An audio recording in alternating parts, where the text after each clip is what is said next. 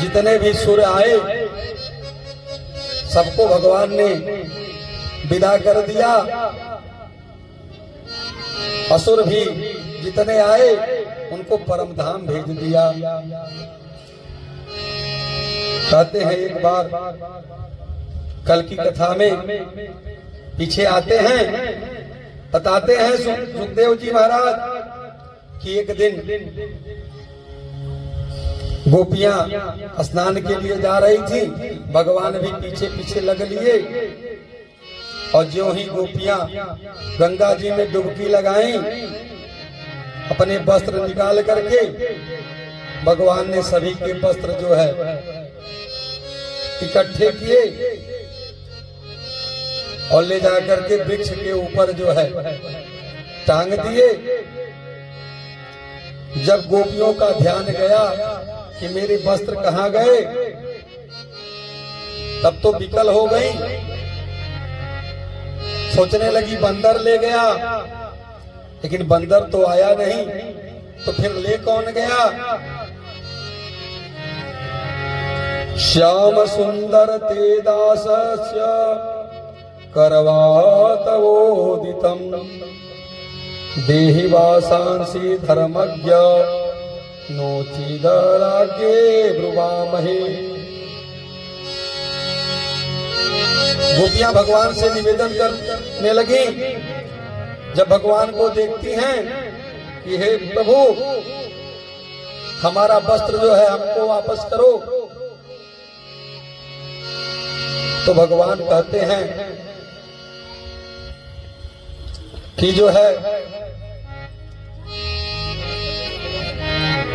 गोपियों तुम स्वयं आकर के अपना वस्त्र ले जाओ। गोपियों ने कहा प्रभु हम इस अवस्था में कैसे आ सकती हैं। भगवान ने कहा क्यों नहीं आ सकती, जैसे गई थी वैसे आ जाओ। गोपियों ने कहा उस समय आप नहीं थे। भगवान ने कहा देखो मैं तो पहले भी था अब भी था, कहा मैं नहीं हूं, मैं तो सर्वत्र हूं, हर जगह हूं। जहां तुम स्नान करने गई हो जल में, उस जल में भी मैं हूं। मैं तो हर स्थान पर हूं। तब तो गोपियां समझ गई और जाकर के भगवान से वस्त्र ले आती हैं। इस प्रकार से कहते हैं सुखदेव जी बाबा कि जीवात्मा और परमात्मा के बीच माया का आवरण है। जब तक वह आवरण स्वरूप चीर उतरेगा नहीं, तब तक जीव को भगवान के वास्तविक स्वरूप का बोध नहीं होगा, और जब तक बोध नहीं होगा तब तक महारास में प्रवेश नहीं होगा। तो इसलिए भगवान ने पहले चीर हरण किया, उसके बाद जो है महारास में गोपियों को प्रवेश दिया। और इसके पश्चात सुखदेव जी बाबा कहते हैं कि इंद्र का भी मान भंग किया, स्वयं अपने पूजवाया, अपने पूजा किया, अपने ही पूजवाया गोवर्धन नाथ के बहाने। और जब गोवर्धन नाथ की जय जयकार सुनी तो दौड़ करके इंद्र का जो सेवक था आकर के बोलता है सरकार अब आपका पत्ता साफ है, अब तो ब्रज में आपका कोई नाम लेने वाला नहीं है।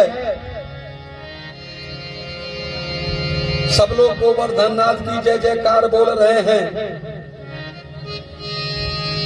इंद्र ने पूछा ऐसा किसने किया, तो सेवक बोलता है कृष्ण ने कर दिया ऐसा।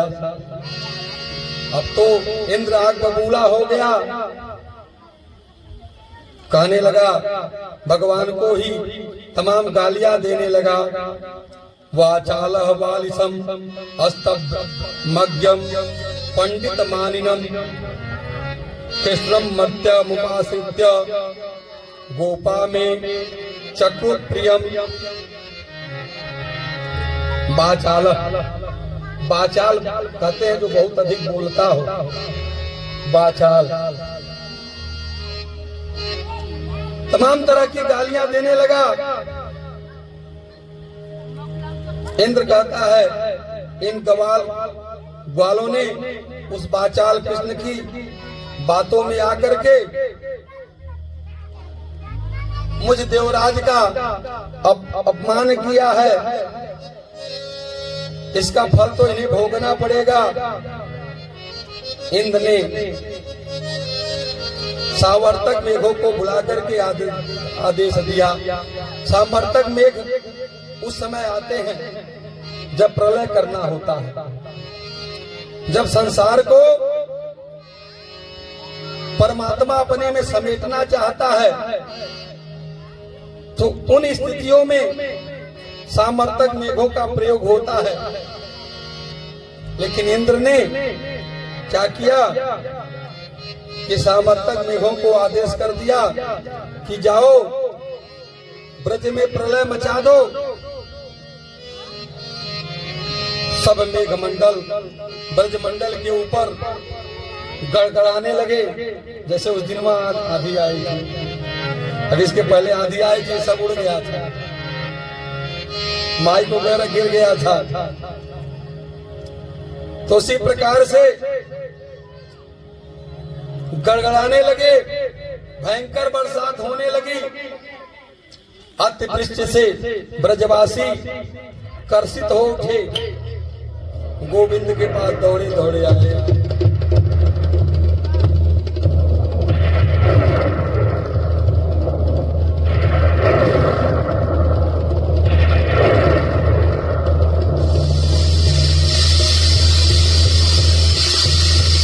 यह मेघ जो है प्रलय के समय बरसते हैं, लगता है जैसे प्रलय आ गया। उसी प्रकार से ब्रज में सामर्थक मेघों ने प्रलय मचा दिया।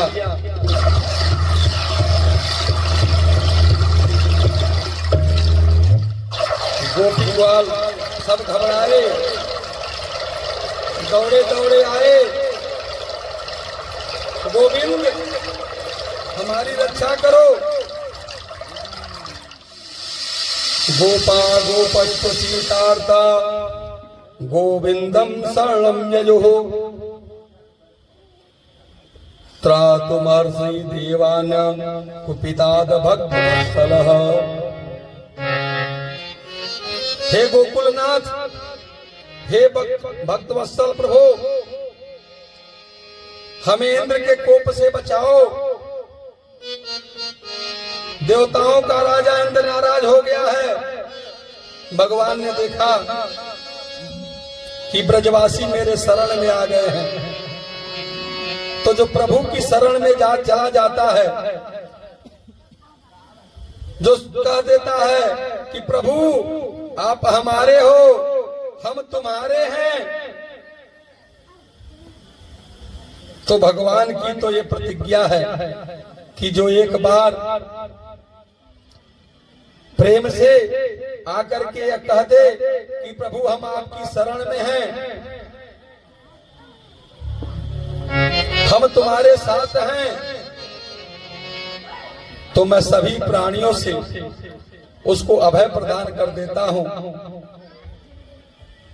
ब्रजवासी मेरे हैं, मेरी शरण में हैं, मुझे अपना नाथ मानते हैं, तो मैं ही एकमात्र इनका जीवन धन हूं। इसलिए इनकी रक्षा तो जैसे तैसे मुझको करनी ही करनी है।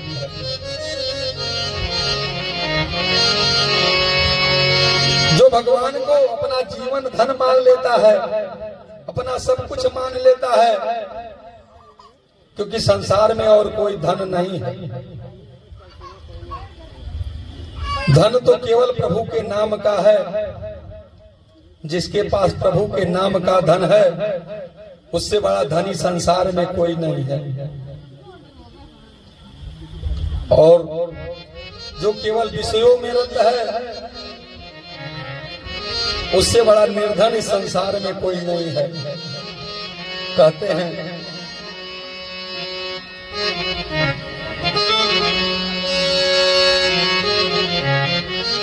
कि राम नाम के धन की महिमा अपरंपार है।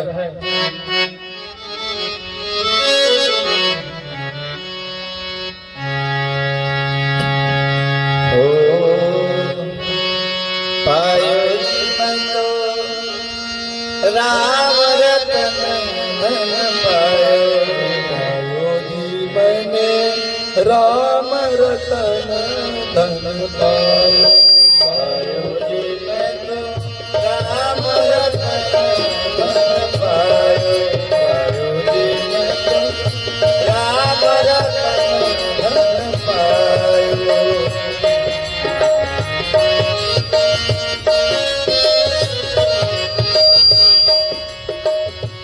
वस्तु अमूल्य मारे सतगुरु वस्तु अमूल्य वस्तु अमूल्य मारे सतगुरु वस्तु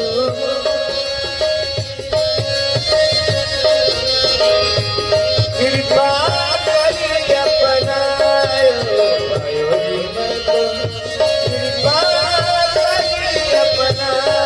पायो जीवन राम रतन धन पायो पायो जीवन राम रतन धन पायो।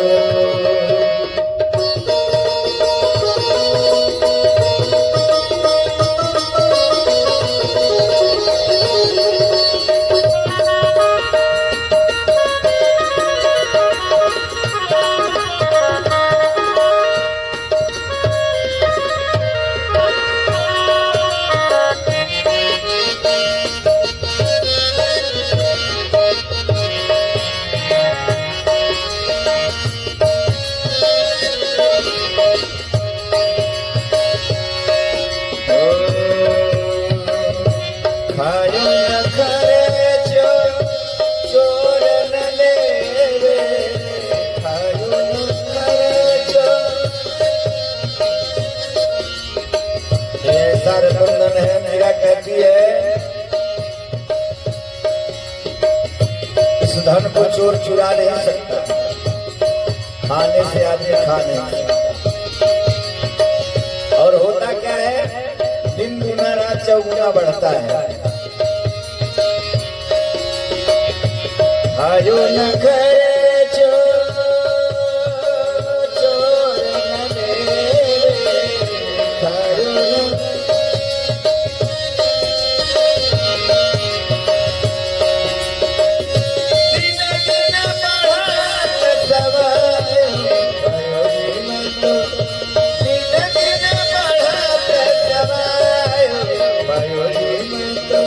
राम रतन धन पायो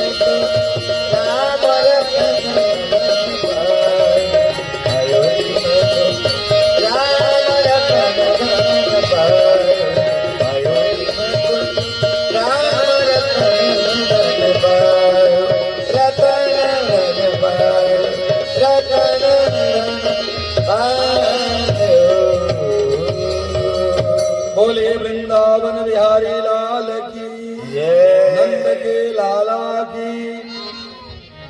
भगवान कहते हैं कि जो मुझको अपना सब कुछ मान लेता है निश्चित रूप से उसका सब कुछ पूरी सहायता करना मेरी जिम्मेदारी बन जाती है। जो मुझको अपना नाथ मान लेता है तो मुझे रक्षा करने की जिम्मेदारी मिल जाती है। मैं हर प्रकार से रक्षा करता हूँ। तो भगवान सोचने लगे कि मुझे अपने इस व्रत का पालन करना चाहिए। तो भगवान कहते हैं ब्रजवासियों बिल्कुल मत घबराओ। जा देवता ने अपनी पूजा कराई है वही देवता हमारी रक्षा भी करेगा। चलो सब मेरे साथ। सारे ब्रजवासियों को साथ लेकर के भगवान गोवर्धन की तलहटी में पहुंच गए। ब्रजवासी बोले लाला अब बोल क्या करें। भगवान बोले नाम का कीर्तन करो, बस देवता को प्रसन्न करो तो सब उपाय मिल जाएगा। ब्रजवासी हाथ जोड़ करके कीर्तन करने लगे। इस प्रकार से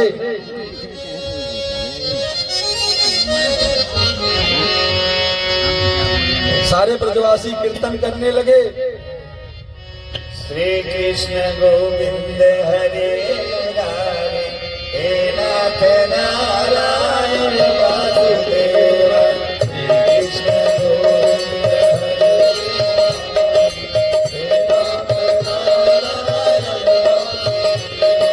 हे नाथ नारायण वासुदेव। हे नाथ नारायण वासुदेव।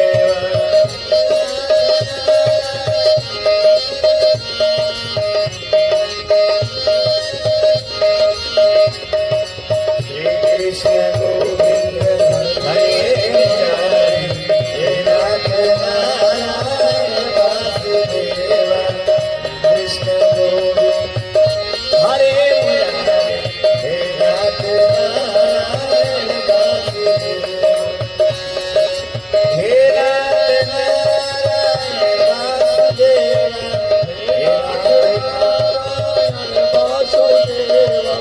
हे नाथ नारायण वासुदेव। हे नाथ नारायण वासुदेव। श्री कृष्ण गोविंद हरे मुरारे हे नाथ नारायण वासुदेव। श्री कृष्ण गोविंद हरे मुरारे हे नाथ नारायण वासुदेव। हे नाथ नारायण वासुदेव। हे नाथ नारायण वासुदेव। बोले नंद के लाला की जयकारा तो प्रेम से लगाइए आप लोग। कम से कम जो नहीं कार्य में लगे हुए हैं वो लोग भी आपकी आवाज सुन लें और आ जाएं। कम से कम आपकी आवाज चौराहे तक तो पहुंच ही जाए। बोले नंद के लाला की जय। इस प्रकार से ब्रजवासियों ने कीर्तन प्रारंभ कर दिया। थोड़ी देर बाद भगवान बोले शांत हो जाओ। मेरे देवता ने आकर के कान में कछ कह दियो। ब्रजवासी बोले क्या कहो भैया। भगवान ने कहा ज्यादा पानी बरस रहे हुए तो सब मिलकर के मुंह उठा लो, छाता बना लो। ब्रजवासी बोले हे भगवान ये 7 कोस को इतने लंबे चौड़े देवता छाता कैसे बन जाओगे। भगवान बोले जब देवता ने मेरे कान में कही है तो बन ही जाओ। चलो एक बार प्रयत्न करके देखो। सब मिल करके प्रयास किया तो भगवान ने बड़ी सहजता से जैसे छोटे छोटे बच्चे कुकुरमुत्ता को उठा लेते हैं उसी प्रकार से 7 कोस को लंबो चौड़ो देवता भगवान ने 7 वर्ष की अवस्था में 7 दिन और 7 रात तक धारण करके रखा। गिरी को धारण करने से प्रभु का नाम गिरधारी हो गया। बोलिए गिरधारी भगवान की जय। सारे ब्रजवासी भी अपने अपने लाठी डंडा खंभा लगा के खड़े हैं। सबको ये लग रहा है कि हम ही उठाए हैं। ब्रजवासी बोले लाला, हमें अब तक खबर ना है कि आजकल हम इतने बलवान कैसे हो गए हैं। भगवान ने कहा इसीलिए तो हम चोरी करके सबको माखन खवाए रहे। वही चोरी करके चाउमीन बर्गर पिज्जा खवाते तो बल नहीं बढ़ता। इसीलिए हमने किसी को न चाउमीन खवाई, न पिज्जा खवाया, न बर्गर खवाया। क्या खवाया? मक्खन खवाया, ताकि शरीर में तंदुरुस्ती बनी रहे। भगवान ने कहा देखो ब्रजवासियों, मैंने कितने गोरस खवा दियो कि आज जो है ये सनई सनई 7 दिन पूरे होने को आए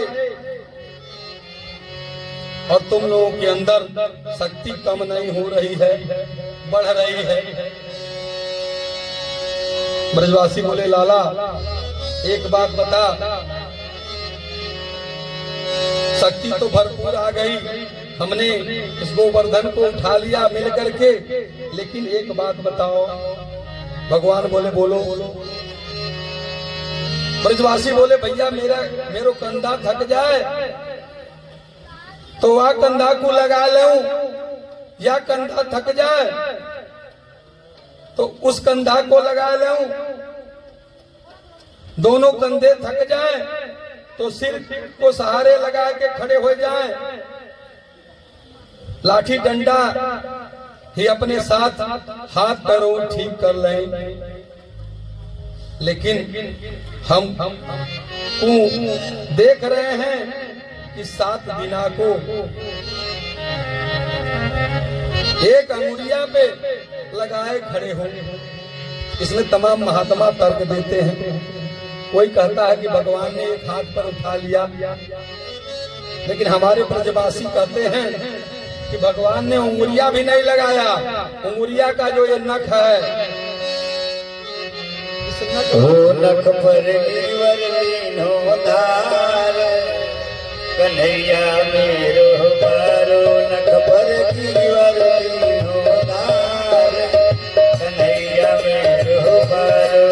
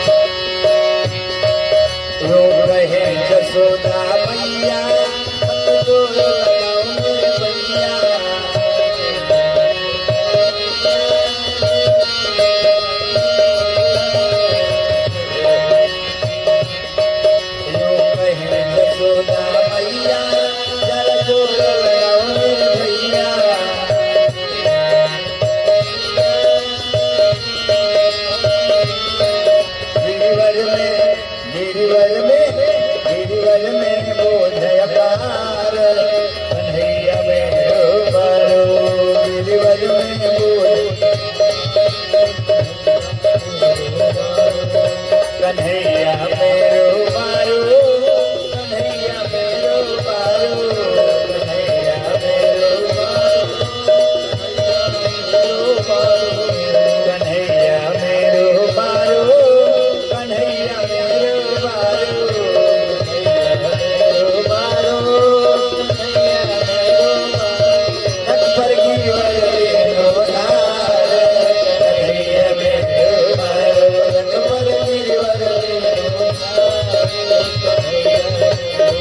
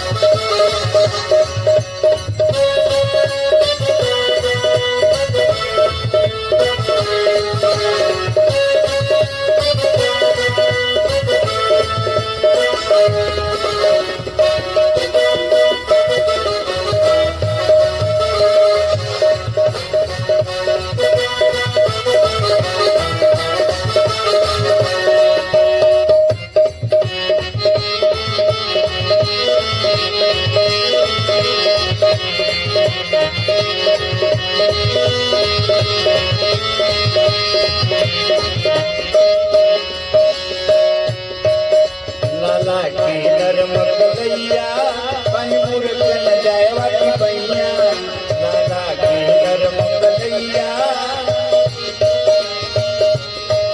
लाला की नरम कलैया पानी मुर्गन जायवा की पैया, लाला की नरम ऐसे झेले, ऐसे झेले, ऐसे झेले चलो भार, कन्हैया मेरो बारो, ऐसे झेले चलो भार, कन्हैया मेरो बारो।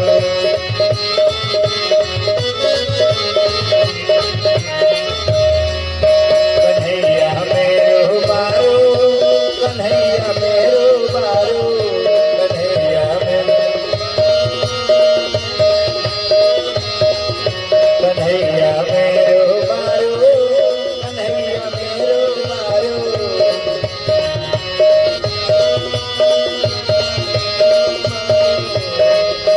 न खबर, हो न खबर, हो न खबर गिरवर लेनो नार, मेरो बारो, न खबर गिरवर लेनो नार, कन्हैया मेरो बारो, न खबर गिरवर लेनो नार, कन्हैया मेरो बारो, न खबर गिरवर लेनो नार, कन्हैया मेरो बारो, कन्हैया मेरो बारो, कन्हैया मेरो बारो।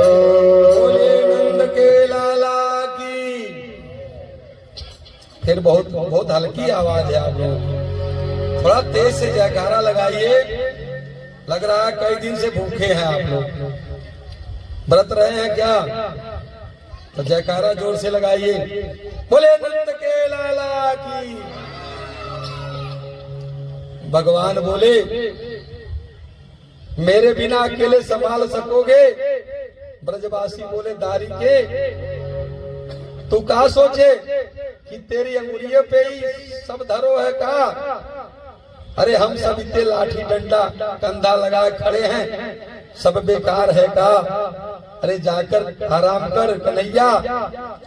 कन्हैया बोले ठीक है। तनिक अंगुलियां नीचे करी कि सबके लाठी डंडा चटाचट उड़ गए। अरे कन्हैया संभालियो संभालियो, सबके पसीना छूट गए। भगवान ने ज्यों का त्यों हाथ लगा लिया। ब्रजवासी बोले गजब हो गयो, या की अंगुरिया नेकई नीची भई कि सबके लाठी डंडा चटाचट उड़ गयो। थोड़ा सा और नीचे कर देते तो अपने तो कंधाई चटक बोल जाते। क्यों भैया? इसकी अंगुलिया में ही इतनी ताकत है, सबरो पहाड़ यही उठा रखो। एक एक करके सारे लोग, सारे ब्रजवासी अपने कंधा बाहर निकाल लिए और भगवान गोवर्धन वो जो है उसी प्रकार से अपनी उंगली पर स्थिर रखे। अब तो ब्रजवासियों के होश उड़ गए। अरे भैया, हम सब सोच रहे थे कि सबरे मिलजुल कर उठाए राखो हैं, पर बात तो अब समझ में आ गई। हम तो ये फालतू माटी के मधुकरा हैं, या छोड़ा ने तो अकेले ही सब उठा राखो। नंद बाबा ते बोले, बाबा बाबा तो हमारी सौगंध है, साची साची बोलियो, ये छोड़ा चोरी है का? नंद बाबा बोले, चोरे भैया तुम कैसी बात करो, मेरो छोरा ना तो कौन को छोरा? ब्रजवासी बोले, बाबा बुरो मत मानियो, हमारे खानदान में एक से एक पहलवान भय, पर या छोरा जैसो ना सुनो हमने न देखो।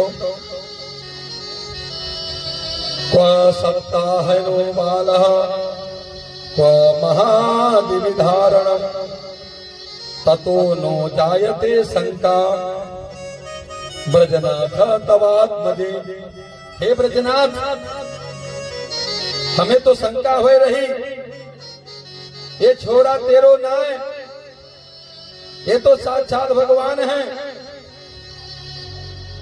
नंद बाबा घबराए, ये मेरे लाला को जबरदस्ती भगवान क्यों बना रहे हो? ब्रजवासी बोले, हाथ जोड़ के बोले, ब्रजवासियों एक रहस्य की बात बताऊं। गर्गाचार्य जी जब उस दिन मेरे घर आए थे तो मैंने प्रार्थना करी, इन्होंने बड़े लंबे चौड़े भगवान के गुण गाए, हमारे बालक के गुण गाए, सो मेरे लाला के ऊपर भगवान की विशेष कृपा हो गई। ये बात ब्रजवासियों के मन में बैठ गई कि नंद को छोड़ा कोई साधारण ना है। इंद्र ने आकर के देखा ब्रज का हाल, 7 दिन तक मूसलाधार प्रलयंकारी मेघों ने बरसात की, लेकिन यहाँ तो सूखा पड़ा है। गिरधारी बने गोविंद का दर्शन किया, इंद्र के होश उड़ गए। मेघों से कहा, पानी कहाँ गया? मेघ बोले, सरकार जितना था सब उड़ेल दिया। इंद्र बोले, भाग जाओ। सब मेघ पलायन कर गए, आकाश साफ हो गया, धूप निकल आई। भगवान ने ब्रजवासियों से कहा, तुम भी बाहर निकलो। सब ब्रजवासी अपनी अपनी सामग्री लेकर के बाहर निकल गए और भगवान ने जहां से उठाया था गोवर्धन नाथ को, उसी स्थान पर ले आकर के सहजता से रख दिया। ब्रजवासी घर तो लौटे, लेकिन मन में शंका सबके बन गई। बेचारे दूर से है हाथ जोड़ करके खड़े रहते थे। भगवान ने एक बात सोचा। क्या सोचा? कि ये ब्रजवासी अभी हमको भगवान मान लेंगे तो क्या करेंगे? एक भगवान का आसन बना देंगे और 4 ठो चिरौंजी का भोग लगा देंगे, 4 ठो किशमिश का भोग लगा देंगे और अलमारी में बंद करके सुला देंगे। तो ऐसी भगवत्ता का मुझे क्या करना? यहाँ तो हम इस प्रकार से सबके साथ खेल रहे हैं, खा रहे हैं, चाहे जैसे व्यवहार कर रहे हैं। कन्हैया बोले, ब्रजवासियों तुमने भगवान कैसे मान लिया? ब्रजवासी बोले, भैया भगवान ना तो कौन है तूने पैदा होए की देर ना भई कि पूतना मार डाली। तुमने अघासुर मारो, बकासुर मारो, तुमने तो एक ही लात में गाड़ियां उड़ा दी, बड़े बड़े असुरन ते चुटकियन में मार दियो। हम बार बार अपने मन को जैसे तैसे समझा लियो, पर जब तेरी उंगलिया पर 7 कोस को गोवर्धन देखो लाला, तो मन में कोई कसर ना है कि तू निश्चित भगवान है। जे काम भगवान के अलावा कोई ना कर सके। कन्हैया बोले बावरे मत बनो, एक बात को पतो ना। बोले बता लाला। कन्हैया ने कहा गोवर्धन देवता ने मुझको एक मंत्र दियो है, वह मंत्र को ऐसे चमत्कार है कि वह मंत्र यदि मैं जपल करूं तो वह समय मुझको जो देखोगे वह सबरी ताकत मेरी में आ जाएगी। तो मैंने गोवर्धन उठा करके वह मंत्र पढ़नो आरंभ कियो और तुम सबने मुझको टुकुर टुकुर देखवे लग गए, सो तुम सबन की ताकत मुंह में आ गई और मैंने गोवर्धन उठा लियो। भोले भाले ब्रजवासी कन्हैया की बात मान गए और जो है कन्हैया से कहने लगे लाला, पहले तो तुम माखन चुरा रहे थे, अब लगता है तुम हमारा बल भी चुरा रहे हो।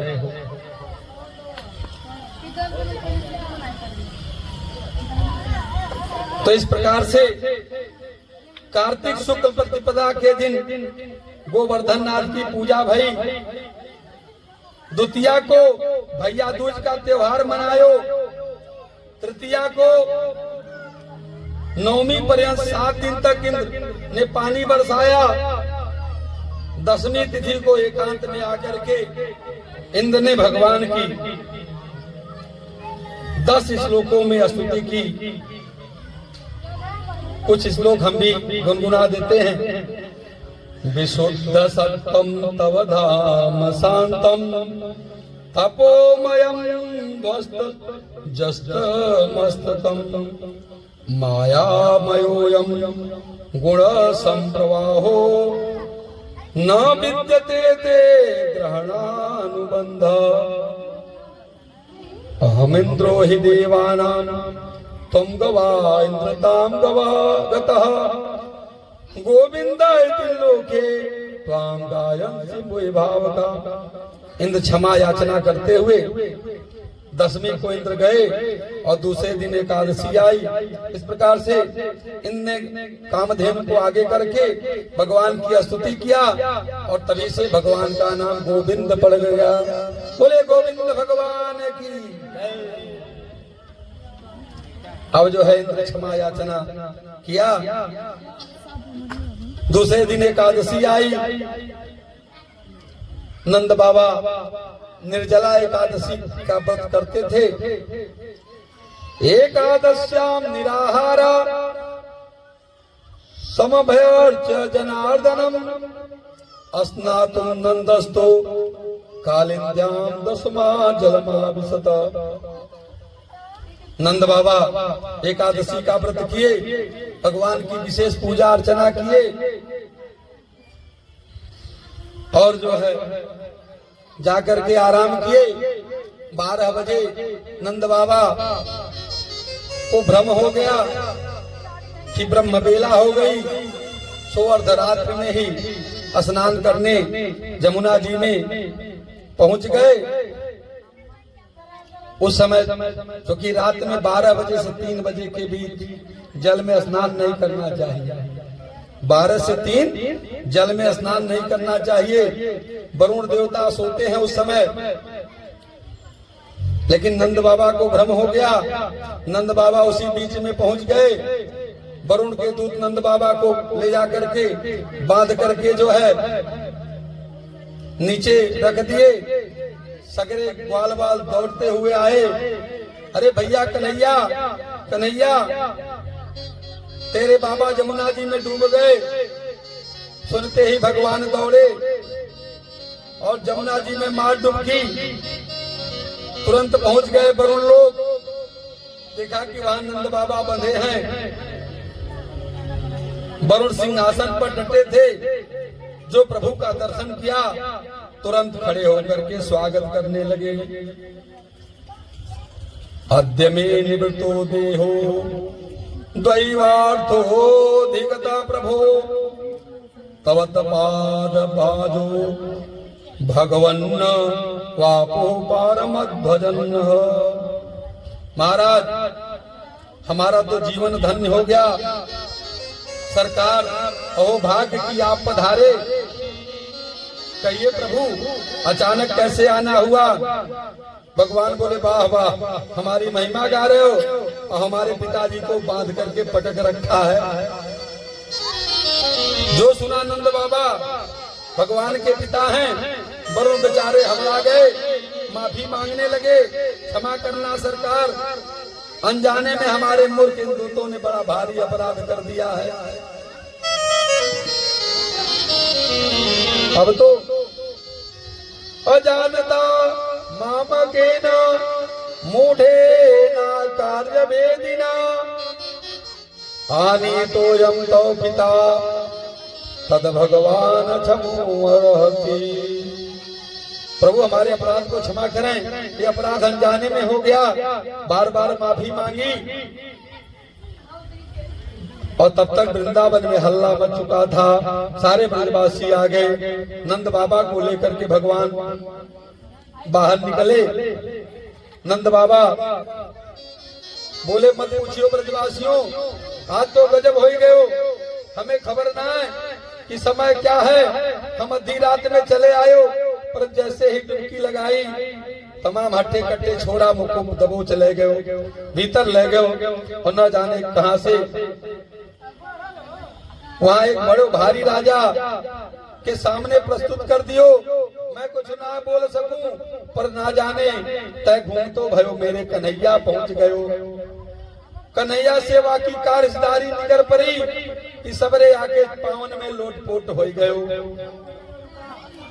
और कन्हैया को हाथ पकड़ करके सिंहासन पर बैठा करके बड़ी बड़ी दंडवत करने लगो, महिमा गायो लगो। या को हाथ जोड़ करके दंडवत कर रहे थे तो कन्हैया ने परिचय दिया कि मेरे पिताजी हैं। सबके होश उड़ गए, सबने मेरे पावन में लोटपोट करी। बड़े आदर के साथ उनको विदा किए। फिर सबने माफी मांगी। अब तो सबरे ग्वाला कानाफूसी करने लगे। भैया कुछ हो जाए, हमको पक्को विश्वास है कि अपनो कन्हैया साक्षात भगवान है। अब ब्रजवासी एक बार कन्हैया को किनारे ले गए। ले जाकर के कन्हैया से पूछने लगे, देख भैया कन्हैया, तू भगवान हो तो चुपचाप हमें बता दे, हम काऊ ते ना कहेंगे। भगवान बोले अच्छा एक बात बताओ, अगर हम भगवान हुए तो तुम क्या करोगे? ब्रजवासी बोले हम कछु ना लेने देने, तू एक बनो रहो भगवान। हमारी तो एक ही छोटी सी इच्छा है। बोले कौन सी इच्छा है? ब्रजवासी बोले तो सचमुच भगवान है तो तेरो बैकुंठ कैसो है? एक बार अपने बैकुंठ को हमें दिखाई दे, हमें कछु ना चाहिए। भगवान बोले तो सुनो, मैं भगवान हूं कि ना, झगड़े में मत पड़ो। तुम्हें बैकुंठ देखनो है तो चलो मैं दिखा दे सकूं। भगवान बोले आओ मेरे संग, और सबको लेकर के वृंदावन में ब्रह्म कुंड पर आए। ब्रह्म कुंड जो है बिहारी जी के मंदिर से थोड़ी दूर बगल पास ही है ब्रह्म कुंड। जहाँ बिहारी जी का मंदिर है उसी के जस्ट बगल में ब्रह्म कुंड है। और जहाँ भगवान लेकर के आए तो भगवान कहते हैं ते तू ब्रह्म हृदम नीता मगना कृष्णेन चोधृता ददर्शो ब्रह्मणो लोकम यात्रा करो पुरा। जहां डुबकी मारी, डुबकी लगाते ही सारे बैकुंठ पहुंच गए। जब सबके सब महाचतुर्भुज रूपधारी नारायण के ही सदृश देखा। यही तो यहाँ तो सारे भगवान टाल रहे हैं, क्योंकि भगवान के जो पार्षद हैं तो जैसे भगवान है चतुर्भुजाधारी, शंख चक्र गदा पद्म लिए, ऐसे जो भगवान के दूत भी जितने हैं वहाँ वो सारे लोग वैसे ही हैं जैसे भगवान। केवल कुछ अंतर है, जैसे कस्तूरी मणि जो है तो भगवान के हृदय पर रहती है, दूतों के या पार्षदों के पास वो मणि नहीं है, तो कुछ अंतर है। भगवान हमेशा लक्ष्मी जी के साथ रहते हैं, लक्ष्मी जी उनका चरण दबाती है, दूतों के साथ पार्षदों के साथ ऐसा नहीं है। भगवान शेष सैया पर रहते हैं, दूत जो है शेष सैया पर नहीं रहते हैं, बस यही अंतर, 3 अंतर है। बाकी भगवान में और जो है उनके पार्षदों में कोई अंतर नहीं है। तो ब्रजवासी जब देखे तो काना फूसी करने लगे, चौरे अपन कहाँ आए गए, यहाँ तो चारों तरफ 4-4 हाथ वाले डोल रहे हैं। एक बोलो मालूम पड़े बैकुंठ में खड़े हैं, तो दूसरा बोला यही बैकुंठ है। तो आप बैकुंठ में अपने कन्हैया कौन सो है,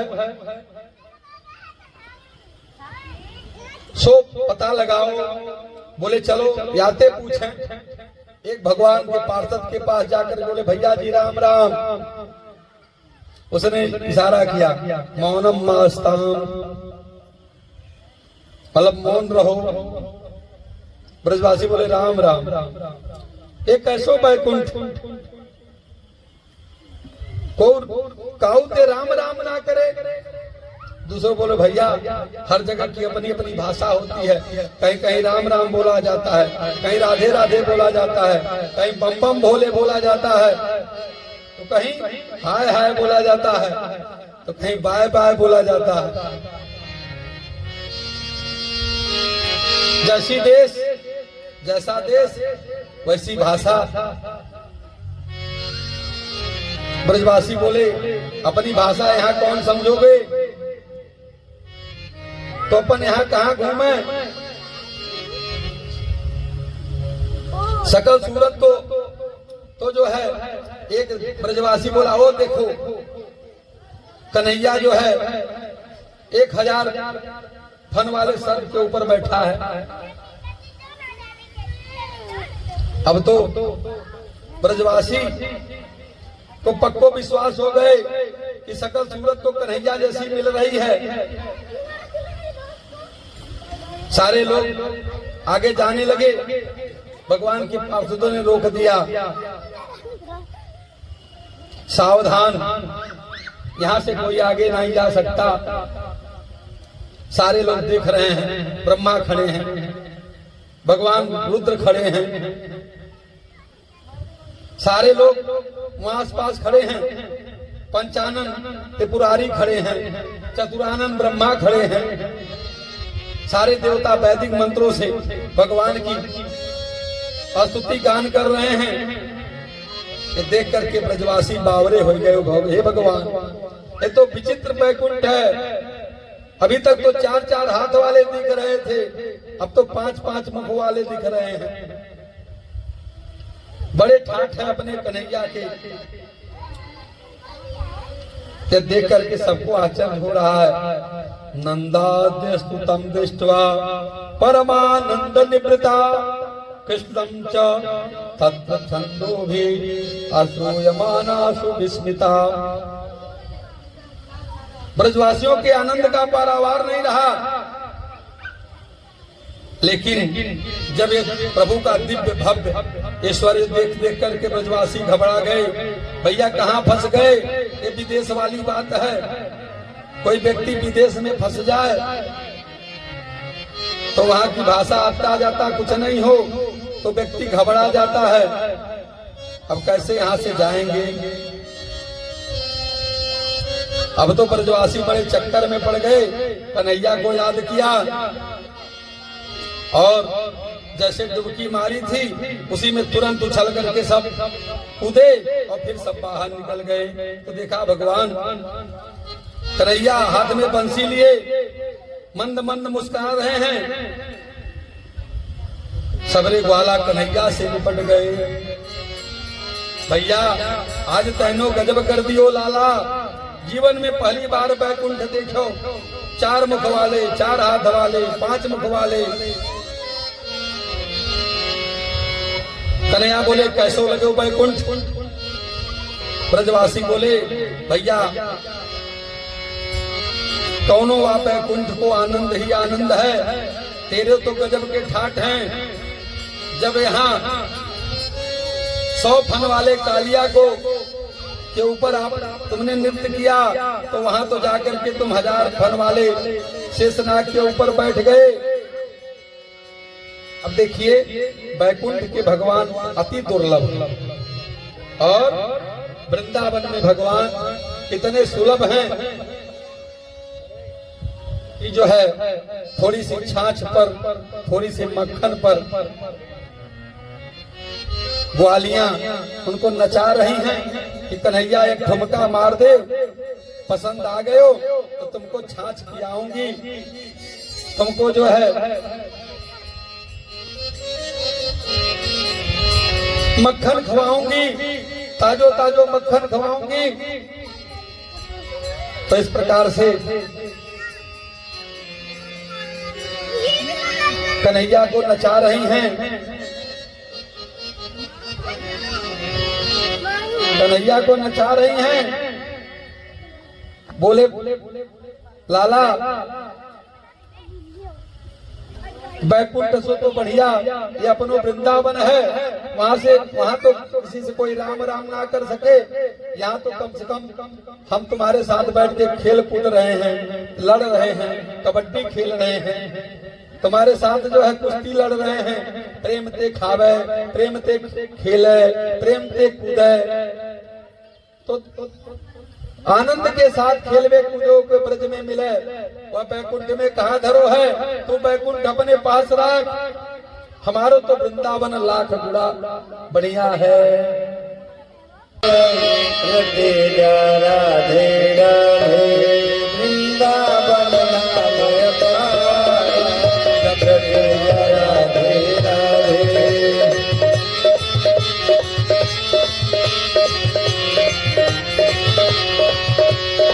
राधे राधे राधे कहे राधे राधे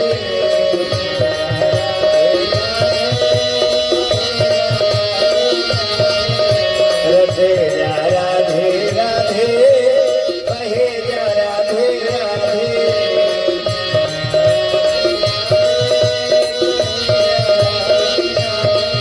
वृंदावन धामय पार, राधे राधे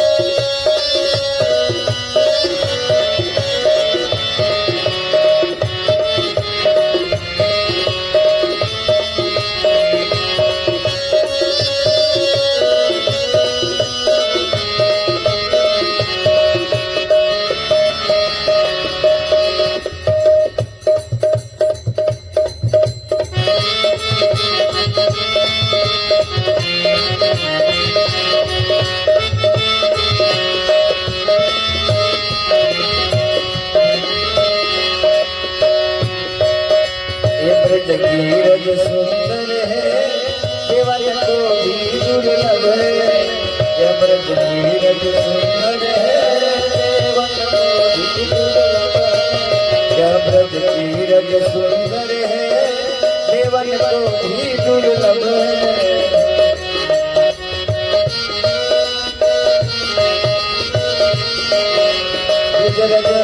यह पिंजरज शीश चढ़ाए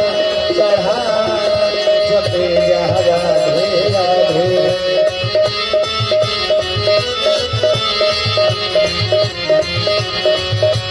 जपे राधे राधे कहे राधे राधे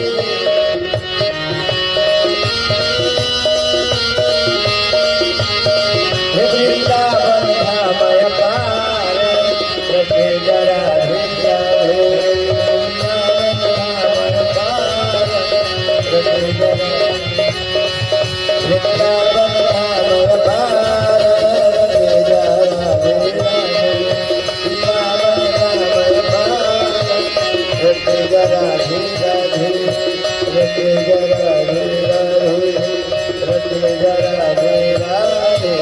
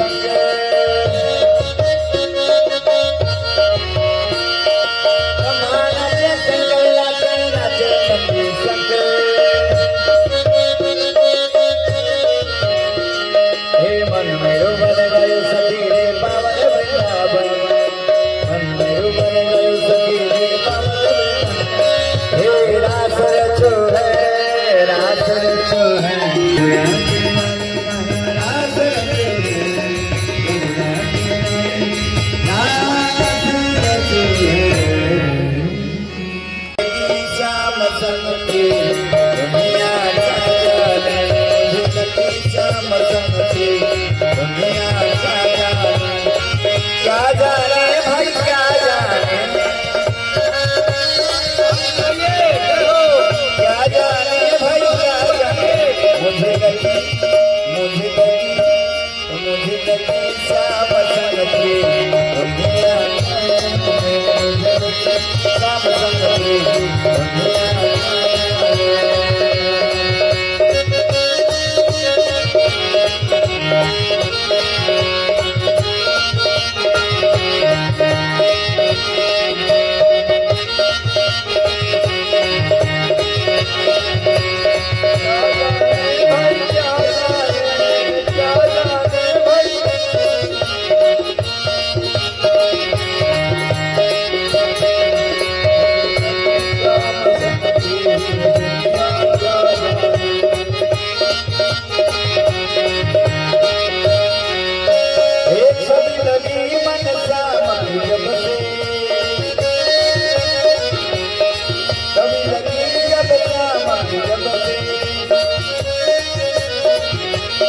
भाई बावरी मैं तो तब से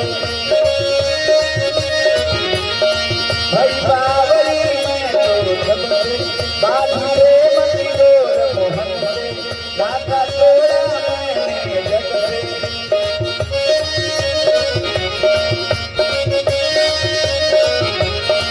बाधे मती डोर मोहन से गाता तोड़ा मैंने जग से एक पागल प्रीत दुनिया ऐसी पागल प्रीत दुनिया क्या जाने भाई क्या जाने क्या जाने भाई क्या जाने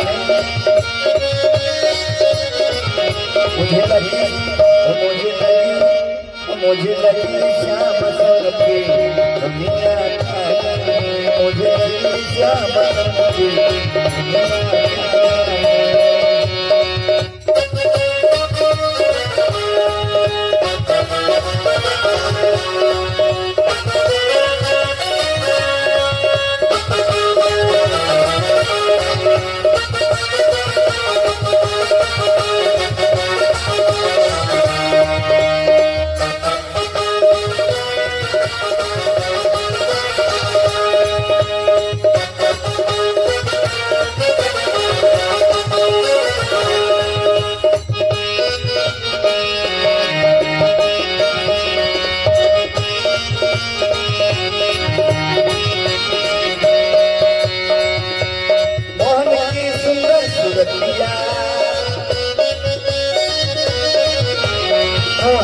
सुंदर सुरतिया मन में बस गई मोहन मूर्तिया जब से वो श्याम सुरतिया लोग कहे मैं भई बावरिया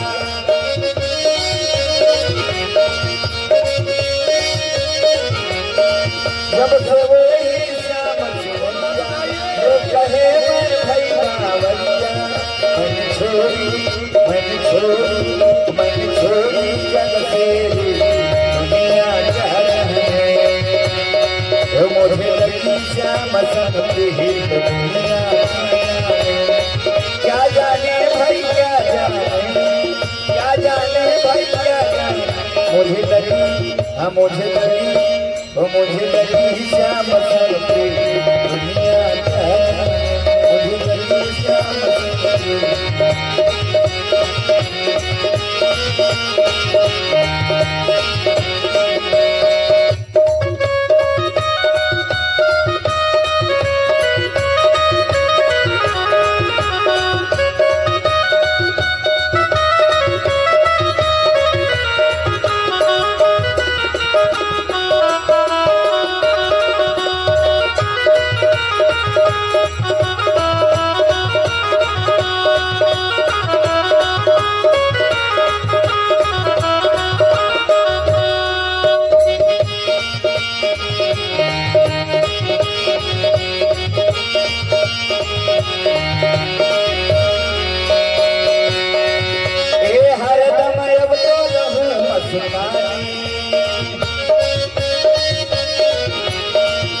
हरदम रहूं मैं तो मर्दानी, लोक लाज मेरी बिसरानी।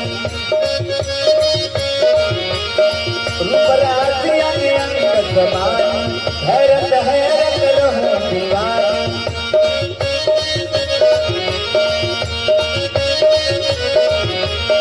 रूप राज अंग अंग समानी, हैरत हैरत रहूं दीवानी। मैं तो गाऊं, मैं तो गाऊं, मैं तो गाऊं प्रेम के गीत दुनिया का। मैं तो गाऊं दुनिया का। मुझे लगी, मुझे लगी, मुझे लगी श्याम सुन की दुनिया का। मुझे लगी श्याम सुन की दुनिया का। क्या जाने भाई क्या जाने, क्या जाने भाई क्या जाने। मुझे लगी, मुझे लगी, मुझे लगी श्याम सुन की दुनिया का। मुझे लगी श्याम सुन की दुनिया का। मुझे लगी श्याम सुन की दुनिया का। जाइए बोले वृंदावन बिहारी लाल की जय। कहते हैं, भगवान कह रहे हैं कि संसार में 3 प्रकार के लोग देखे जाते हैं। एक जो प्रेम के बदले प्रेम करे, एक वह कि हम तो प्रेम कर रहे हैं तुम करो या न करो, और तीसरा जो किसी से प्रेम करना ही नहीं जानता है। ये 3 प्रकार के लोग होते हैं। भगवान कहते हैं, देवियों जो प्रेम के बदले प्रेम करे उसे प्रेमी नहीं कहते, उसे तो व्यवहार कहते हैं। हम तो प्रेम कर रहे हैं तुम करो या ना करो, ऐसा प्रेम तो माता पिता अपनी संतान से करते हैं, और हम तो प्रेम कर रहे हैं तुम करो ना करो, ये माता पिता करते हैं।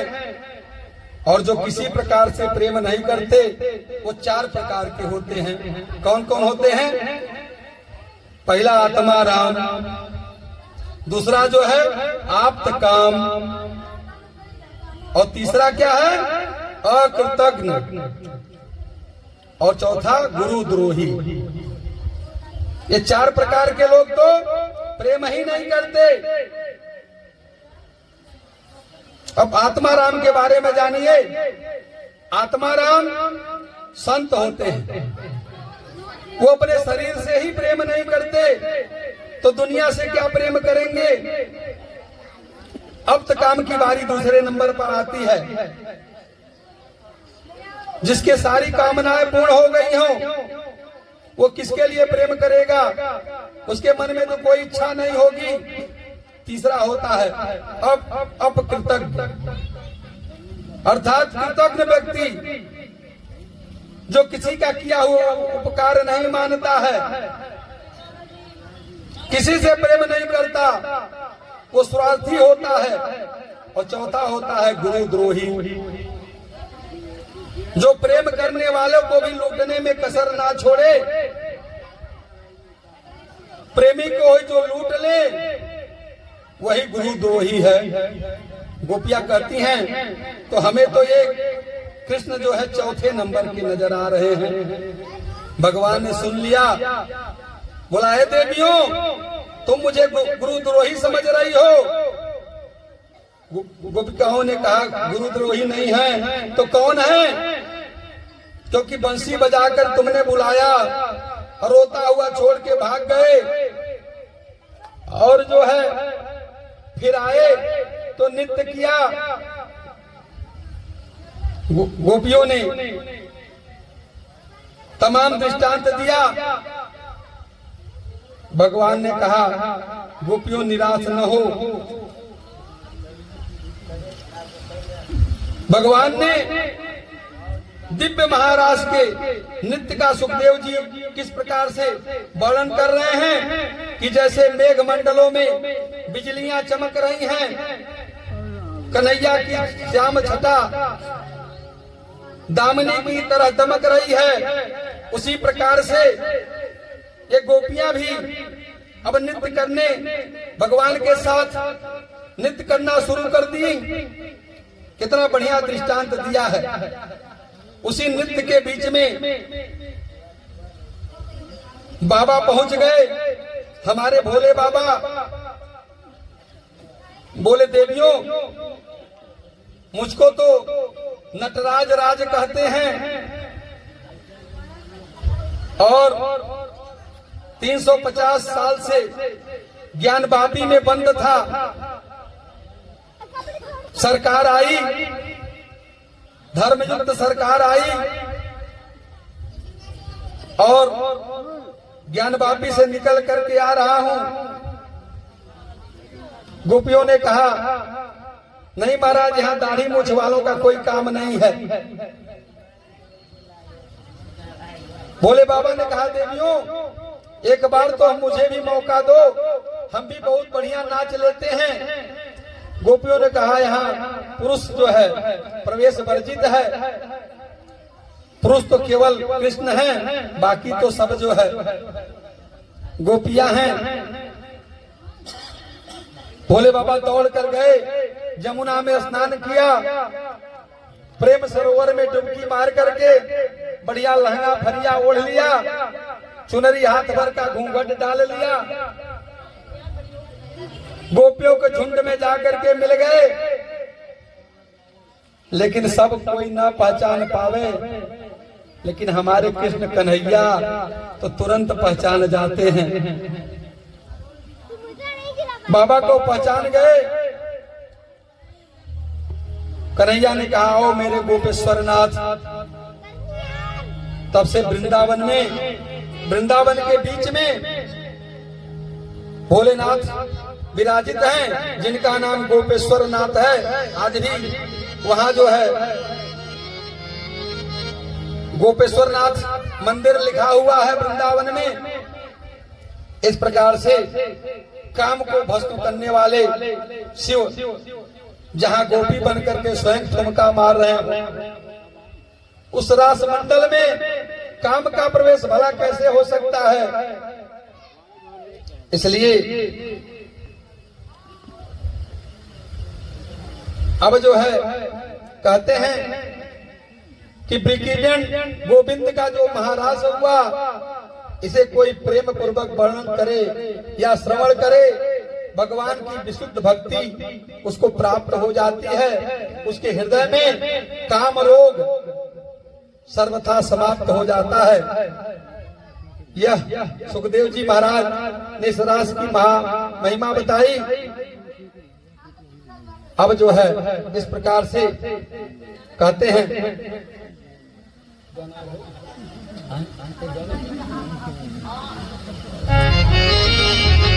इस प्रकार से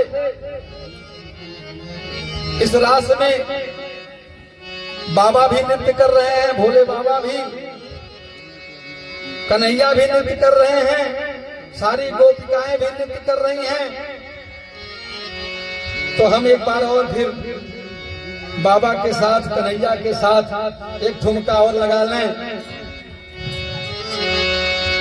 हर एक दिन वो भोले भंडारी बन करके निज नारी गोकुल में आ गए, गोकुल में आ गए। हरि पार्वती भी मना के हारी, ना माने त्रिपुरारी वृंदावन आए हैं। दिन वो भोले भंडारी बन करके नारी गोकुल में आ गए हैं, वृंदावन आ गए हैं। पार्वती भी मना तिहारी, ना माने त्रिपुरारी गोकुल में आ गए हैं, वृंदावन आ गए हैं।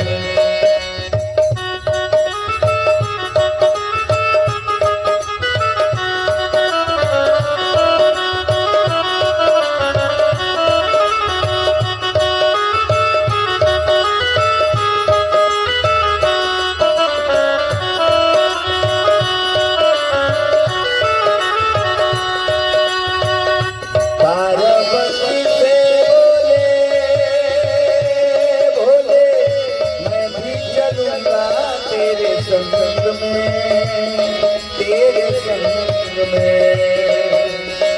राधा संग श्याम से मैं भी नाचूंगा तेरे संग में, तेरे संग में।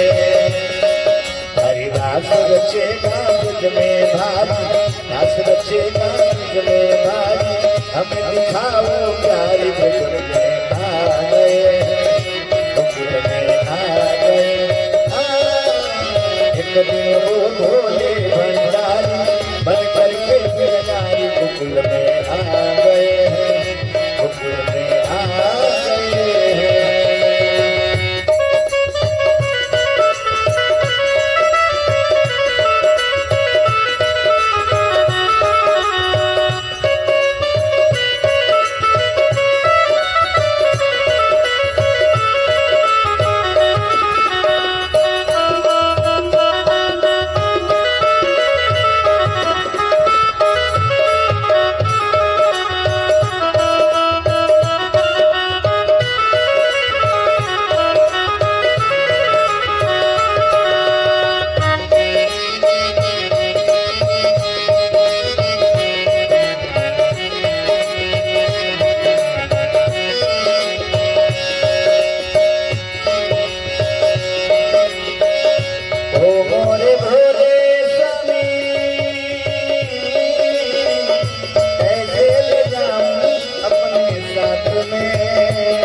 अपने साथ में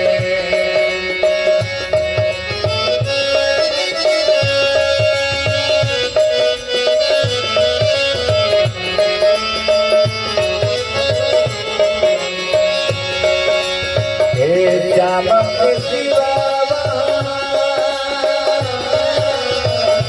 उजल जाए उस रात में, उस रात में। हंसी करेगी की नारी, हंसी करेगी की नारी। मन बात हमारी आ गए हैं, आ गए। कितने वो भोले भंडारी भक्त के नारी आ गए हैं, आ गए। भगवती मता तुम्हारी रावण दुलारी आ गए हैं, रावण आ गए हैं, रावण आ गए हैं। बोले नंद के लाला की। थोड़ा और जोर लगाइए, आवाज चौराहे तक चली जाए। एक बार बोलिए वृंदावन बिहारी लाल की। एक बार नारद जी महाराज मथुरा पहुंच गए। कंस ने बड़ा भारी स्वागत किया। बोला गुरुजी खूब पधारे। नारद जी बोले राजन चक्कर क्या है, तुम्हारे चेहरे पर तो 12 बज रहा है, क्यों मुंह लटकाए घूम रहे हो। कंस ने कहा गुरुदेव क्या बताऊं, ये जितने हमारे पास आतंकवादी थे असुर थे सबको मैंने ब्रज में भेजा। जाते तो सब हैं पर आता कोई नहीं। मेरी समझ में कुछ नहीं आ रहा है, ये किस बलराम आखिर हैं कौन। नारद जी बोले तो सुनो, ये कृष्ण कन्हैया नंद के लाला नहीं है, ये तो देवकी वसुदेव के लाला हैं। देवकी वसुदेव के 7वें और 8वें संतान हैं, जिसे तुम नंद के लाला समझ रहे हो। कंस बोला अरे गुरुदेव ये कैसे संभव है, वो तो दोनों मेरे बंदी गृह में हैं। सारे बच्चों को मैंने अपने हाथ ही स्वर्ग सिधार दिया था। नारद जी ने कहा भैया तुम बड़े भोले हो, तुमको कुछ नहीं मालूम। वसुदेव ने चुपचाप जाकर के नंद भवन छोड़ आए। अब तो कंस के क्रोध के मारे बुरा हाल हो गया। कंस जो है वसुदेव को मारने के लिए तलवार निकाल लिया। बोला जिंदा नहीं छोड़ूंगा, उसने मेरे साथ विश्वासघात किया है। नारद जी ने हाथ पकड़ लिया। अरे सुनो सुनो, ये जोश का टाइम नहीं है, ये होश का टाइम है। उसको जो करना था कर चुका। एक काम करो, देवकी वसुदेव अगर तुम्हारे पास हैं तो कन्हैया तो खुद आएगा। और जो है इस प्रकार से नारद जी ने समझा दिया। और एक बात और बताया कि देखो बच्चों का मन जो है मेला ठेला घूमने में ये बहुत लगता है। कहीं मेला रहे तो बच्चे कहेंगे मेला देखने जरूर जाएंगे। तो एक काम करो, कुछ मेले ठेले का आयोजन करो और उनको यहीं बुला लो। उसी बहाने तुम यहां से जितने असुर भेजते रहोगे, दोनों भैया एक एक करके तुम्हारे सब असुर मारते रहेंगे। इसलिए तुमने बुला लिया तो यहाँ आ गए तो तुम सब मिल करके मार डालो उन्हें। कंस बोला हाँ गुरुदेव, ये तो आपने बहुत बढ़िया बात बताई। आज तक ये बात दिमाग में कैसे नहीं आई। नारद जी ने कहा हमारी शुभकामना आपके साथ है। ऐसा कह करके नारद जी चल दिए, भगवान के पास गए। भगवान के पास में जाकर के नारद जी ने कहा प्रभु, वैसे तो आप एक एक आतंकवादी मार रहे थे, अब की बार हमने ऐसी योजना बनाई है कि आप उस खुद आतंकवादियों के गढ़ में घुस जाओ और घर में घुस के मारो। महाराज हमने ऐसी योजना बना दी है कि अब जो है घर में घुस के मारो। अब यही तो शक्ति दिखाने का समय है। भगवान मुस्कुराए, बा नारद जी, यहाँ तो हम एक एक आतंकवादी को मारने का खोज खोज के मार रहे थे, वो हमको भी कुछ नुकसान पहुंचाने का प्रयास कर रहा था। लेकिन आपने तो ऐसी योजना बनाई कि अब उसके घर में घुस करके अब जितने आतंकवादी हैं सबका सफाया कर देंगे। इस प्रकार से भगवान जो है नारद जी का बड़ा ही स्वागत करके नारद जी चले जाते हैं। अब कंस ने उधर निर्णय लिया कि अब कृष्ण बलराम को लाने के लिए अक्रूर जी को भेजूंगा। चूंकि उनके चाचा लगते हैं तो निश्चित रूप से अपने चाचा के साथ चले आएंगे। कंस ने संदेशा दिया। अक्रूर जी तो पहले बहुत घबराए, फिर डरते डरते आए। वो जान गए कि संकट आवे वारो, इस दुष्ट ने हमको याद किया है तो निश्चित ही कोई बड़ा कांड कर रहा होगा। और जब कंस ने हाथ मिलाया, बड़े आदर के साथ अक्रूर जी को बैठाया, तब तो अक्रूर जी की धड़कन और तेज हो गई। अक्रूर जी सोचने लगे ये दुष्ट कभी हम ढंग से राम राम नहीं की और आज कितने प्यार से हाथ मिला रहा है। कोई व्यक्ति अगर अपना विरोधी हो और बड़े प्रेम से मिल जाए तो जान लीजिए कोई खतरा करने वाला है, समझ जाइए। नवन नीच की अति दुखदाई, भगवान जाने क्या संकट आएगा।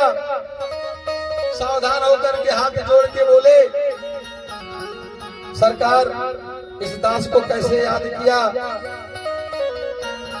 कंस ने कहा मेरी इच्छा है, मैं बड़े मेले का आयोजन कर रहा हूँ, मेरी इच्छा है कि तुम मेरा रथ लेके जाओ और जाकर के वहां से कृष्ण बलराम को ले आओ। अक्रूर जी समझ गए सारा षड्यंत्र, मन ही मन सोचने लगे। लगता है इस मूर्ख को पता चल गया कि कृष्ण ही इसका काल है, तो कोई काल को अपने घर में थोड़ी बुलाता है, तो ये अपने घर में बुलवा रहा है। हाथ जोड़ के बोले महाराज एक बात कहूं, हर व्यक्ति सपना तो बड़ा बड़ा देखता है लेकिन सपने कभी अपने नहीं होते, ये तो वक्त बताता है।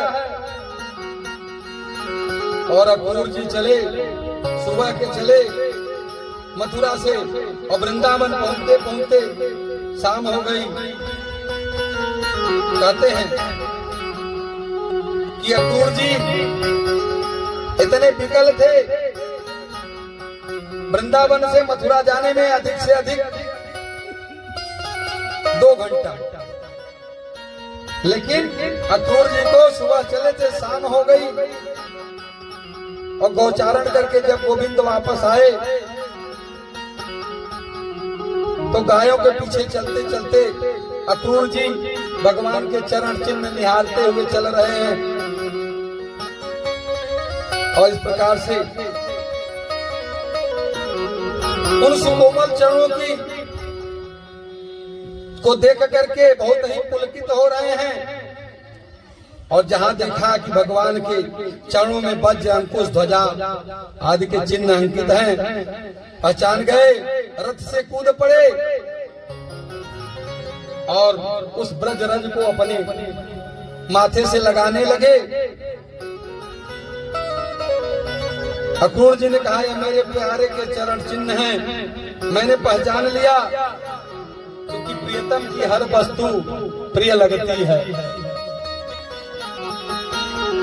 तो भगवान को देख करके भगवान के चरण चिन्ह ही अक्रूर जी को बड़े प्रिय लग रहे हैं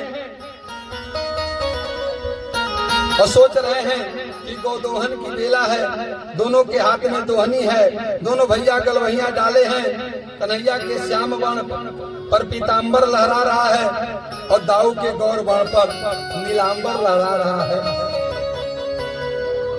जैसे शरद पूर्णिमा में 2 चंद्रमा एक ही बार प्रकट हो जाए। अक्रूर जी महाराज दौड़ पड़े, जाके प्रभु के पाद पद्मों में लिपट गए।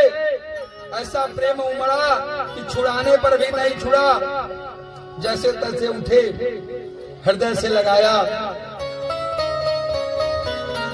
अब जो है दाऊ भैया भी अक्रूर चाचा को देख गए, देख करके गदगद हो गए। दोनों भैया हाथ पकड़ करके प्रेम से कहते हैं, चलो चाचा जी आ गए, चाचा जी आ गए। प्रेम के साथ पकड़कर भीतर ले गए। नंद बाबा ने अक्रूर से भेंट किया, बैठाया। प्रक्षाल विधवत पादौ निवेद गा चरित। पहले लोग आते थे तो गौ माता का दर्शन कराया जाता। कोई मेहमान आता था घर पे तो गौ माता का दर्शन करता था। आज किसका दर्शन करता है? लिखा रहता है, कुत्ते से सावधान। हर घर के दरवाजे पर पहले लिख दिया जाता है कि कुत्ते से सावधान। तो गौ माता नहीं मिलती है, कौन मिलता है? ग्राम सिंह मिलता। कुत्ते का नाम है ग्राम सिंह। अभी किसी से कह दिया आइए ग्राम सिंह जी, तो आदमी तो प्रफुल्लित हो जाएगा। तो दरवाजे पर लिखा रहता है कुत्ते से सावधान। तो यहाँ क्या करते हैं नंद बाबा? गौ माता का दर्शन कराया, प्रात प्रक्षालन किया। हमारे यहाँ व्यवस्था है कि जब कोई आता है अतिथि तो पहले उसको गौ माता का दर्शन कराया जाता था, पाद प्रक्षालन किया जाता था। अच्छा, उससे जानते हैं क्या होता था? अब जैसे हमारे जजमान जी हैं तो हम लोग आए देखे कि जजमान जी के यहाँ भैंस बढ़िया बधी हुई है, लेकिन अब दूध दे रही है कि नहीं ये नहीं पता था। तो पहले जो है लोग गैया का दर्शन कराते थे, तो उसका मतलब क्या होता था कि भैया यहाँ गोरस की कमी नहीं है, दूध दही के तो भंडार भरे हैं, तो चाहे जब आ जाओ जो है दूध दही पर्याप्त मिलेगा। ये उसका संकेत होता था। अब जो है जब अक्रूर जी आ जाते हैं, भगवान उनको किनारे ले गए, कुशलता का प्रश्न पूछ, क्योंकि उस समय कुशलता का प्रश्न नहीं पूछा जाता था। एक कंस रूपी कैंसर जो पैदा हो गया था, तो उसके कैंसर के रहते, किसी के शरीर में कैंसर हो जाए तो उसके रहते आदमी कैसे खुशी रह सकता है, कैसे सकुशल रह सकता है? तो मथुरा में तो कंस रूपी कैंसर पैदा है, तो उसके रहते कैसे कोई सुखी रह पाएगा?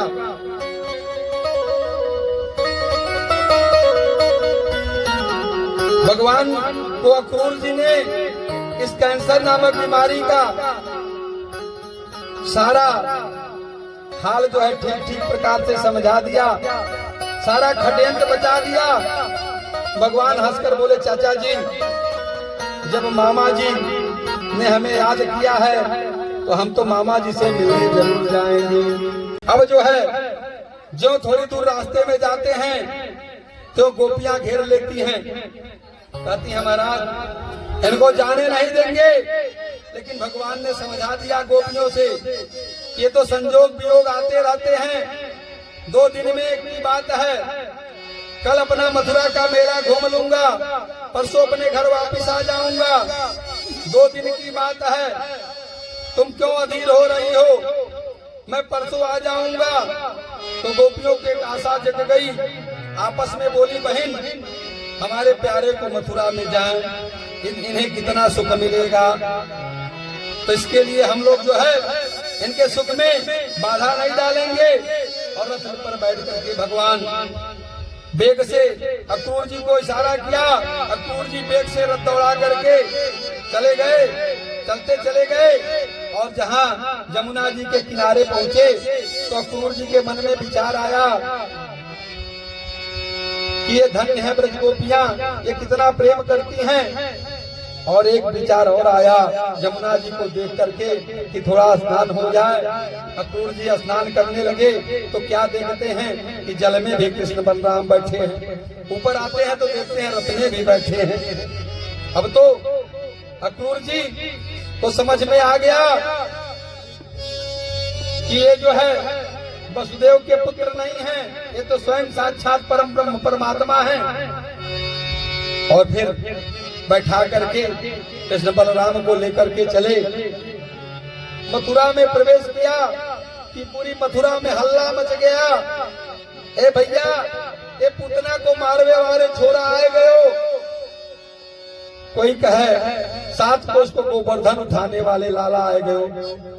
जो जहां सुनता वहीं से भागता। धाये धाम काम सब त्यागी, अमन रंक निधि लूटन लागी। सारे लोग रामचरितमानस में बाबा तुलसीदास जी ने लिखा है। इस प्रकार से जो भगवान को जहाँ सुनता, जहाँ देखता, दौड़ करके भगवान के पास पहुंच जाता।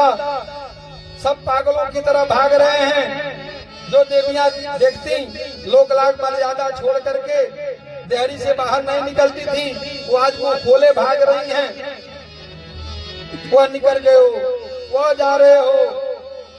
घर में एक बोलती है बावरी घर में घुसी, अब तक क्या कर रही है, अभी यहीं से हाल ही निकल गए हो, जल्दी दौड़। इस प्रकार से भगवान जैसे मिथिलापुरी में, जैसे मिथिलापुरी के राम जी हैं और मथुरापुरी के श्याम जी हैं, बस यही अंतर है। मिथिलापुरी के राम जी तो बड़े लजीले शर्मीले हैं, परंतु मथुरापुरी के श्याम जी बड़े छैल छबीले हैं। इन्हें काऊ से संकोच ना लगे, इसलिए इनका नाम ही कृष्ण है। किसी को भी नैन मटका करके, मुट्ठी हिला करके, मंद मंद मुस्का करके उसके चित्त को चुरा लेते हैं, इसीलिए इनका नाम है चित्त चोर। इस प्रकार से ब्रजवासी जब भगवान को इस प्रकार से देखते हैं तो कहते हैं, लाला तेरी तो बड़ी जय जयकार हो रही है, कुछ रिश्तेदारी मालूम चलेगा। ब्रजवासी को देख करके कन्हैया बोले, तुम्हें पतो ना है, यहाँ के महाराज कंस मेरे खास मामा जी लगे, और मामा जी को भांजो घर में पहली बार आयो तो स्वागत ना करेंगे। ब्रजवासी बोलो, ओहो ये बात है, हम सोच रहे हैं कि बड़ी जय जयकार हो रही है भाई। तू कहे हम तो कि मामा के ताई जानो है, तो हम भी बढ़िया बढ़िया बगलबंदी पहन करके, थापक थवा चंदन पोत करके, इत्र फुलेर लगा करके, माला वाला डाल करके अच्छी तरह से ब्रजवासी बन करके आते। अब बिना बता दिए, तुम बताए नहीं तो इन कपड़न में हम भिखमंगा लगे। कन्हैया बोले नाराज काहे को हो रहे हो मामा जी, यहाँ के कोई कमी है का? बोले कहाँ कहाँ चलिए? ब्रजवासी बोले सबसे पहले बढ़िया पोशाक चाहिए। आगे बढ़े कि कंस का धोबी आ रहा था, अहंकार से भरा हुआ, मूंछों को ताव मारता हुआ। अधिकारी से ज्यादा चपरासी बहुत भाव खाते हैं, चपरासियों को ज्यादा अभिमान होता है। अकड़ कर चला आ रहा था, जो नजदीक आया भगवान ने कहा मामा जी राम राम। धोबी आंखें फाड़ के देखने लगा, ये मेरा भांजा कहाँ से पैदा हो गया, ये नया नया भांजा कहाँ से पैदा हो गया। धोबी ने पूछा क्यों भाई मामा कैसे बोला? भगवान हंस के बोले अरे महाराज कंस है ना, वो मेरे सगे मामा लगे, फिर मामा के गांव का जो भी हो सब मामा है,